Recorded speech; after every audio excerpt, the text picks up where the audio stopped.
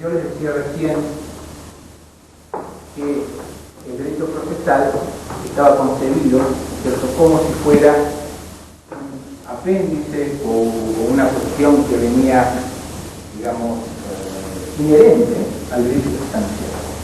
Como parte del sistema del derecho sustancial son las normas que nos rigen a nosotros con nuestras conductas de cada día.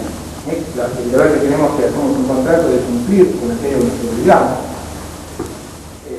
En fin, estas relaciones jurídicas como normas están previstas en general y nosotros hacemos uso de ellas en particular cuando celebramos un contrato, a veces sencillamente construir un colectivo y sacar un boleto, y a veces ni siquiera sacar un boleto. Entonces, no vamos a entrar en esos detalles sobre cuándo hay contrato, no. Pero básicamente quiero decir que a veces ni siquiera por ahí somos conscientes o no somos conscientes directa de que estamos haciendo. Y en este sentido, entonces, tenemos que abordar el segundo aspecto de estos temas esenciales del derecho procesal que constituye la acción. La acción es, vamos a tener que hacer un poco una breve referencia al tema de la acción porque ha constituido un tema central a partir del cual se ha entendido que ha nacido el derecho procesal como ciencia jurídica dentro de lo que es el derecho. ¿Por qué? Porque desde cuando estaban ya los romanos que aplicaban lo que llamaban la actio, ¿cierto?,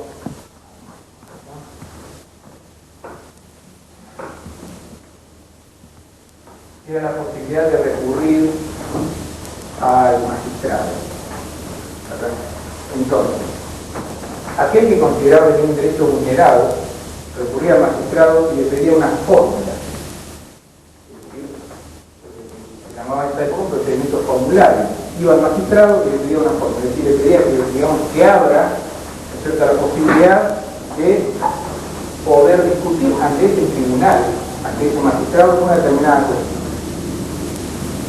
Y entonces, obviamente que se analizaba un poco la cuestión del magistrado y de esta acción entonces se dividía en dos partes.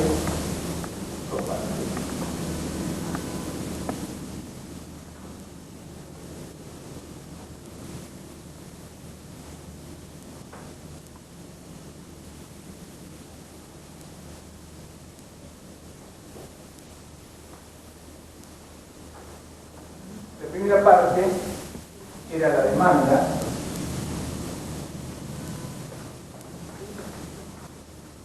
y cuando se daba cuando el individuo se presentaba ante el magistrado y hacía el planteo.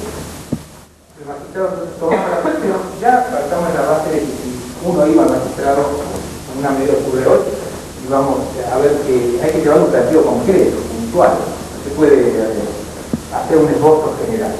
Y ¿cuál era la cuestión?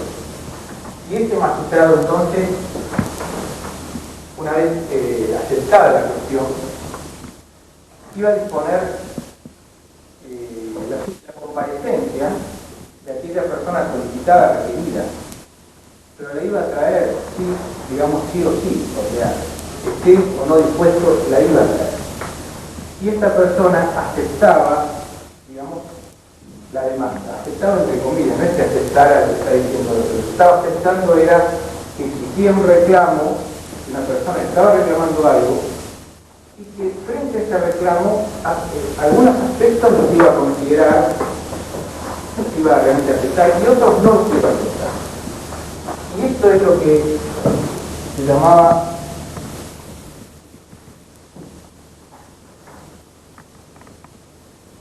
litis contestatis.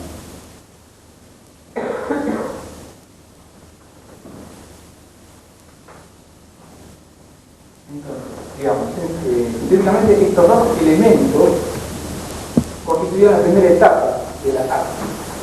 Es decir, iba a determinar los puntos sobre los cuales se iba a tener que discutir, se iba a tener que establecer cuál era el marco, ¿cierto?, sobre el cual el magistrado iba a tener que pronunciar.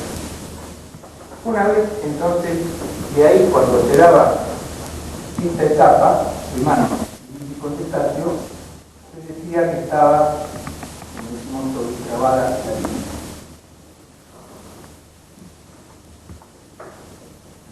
Grabada ahí, porque las dos partes, uno dijo una cosa y el otro comentó la otra. Es decir, está determinado en esa ida y vuelta el marco a partir del cual se va a considerar cuál es el punto o los puntos sobre los cuales el magistrado tenía que proceder.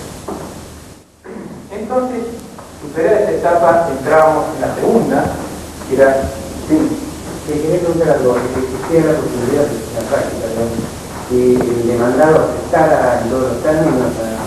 podría ocurrir, pero digamos que no tenía que aceptar forzadamente, lo que sí tenía que forzadamente era que al presentarse ante el magistrado responder a esa solicitud.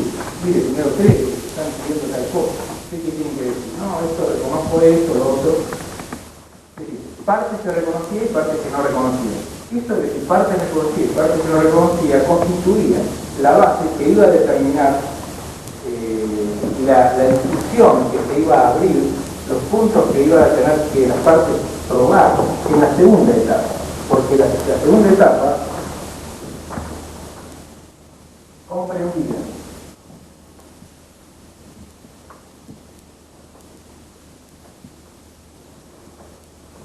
la prueba y la prueba.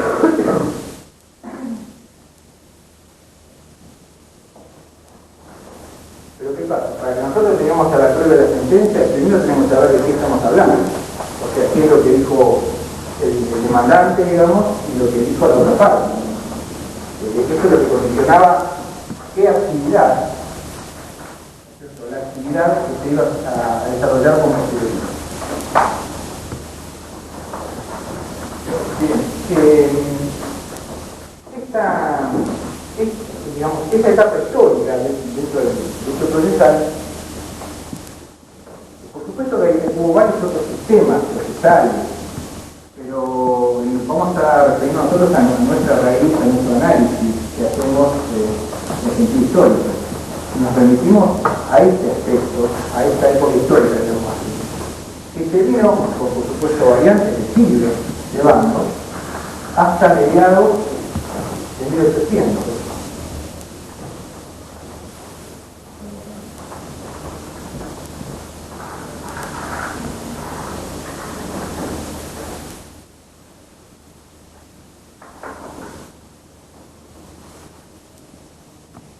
Hasta 1850.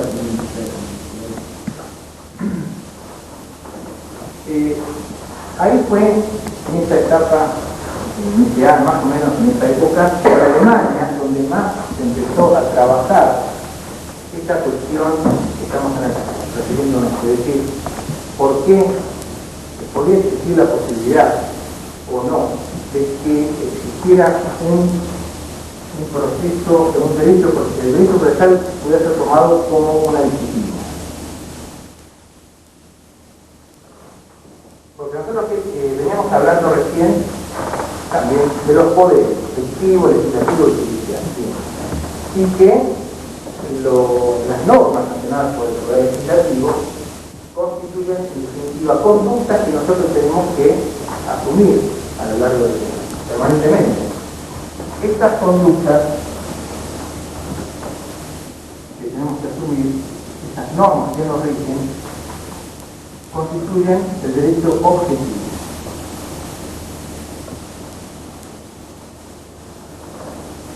El derecho objetivo, o sea, el conjunto de normas que regulan las conductas. Ahora, cuando yo celebro un contrato con el doctor,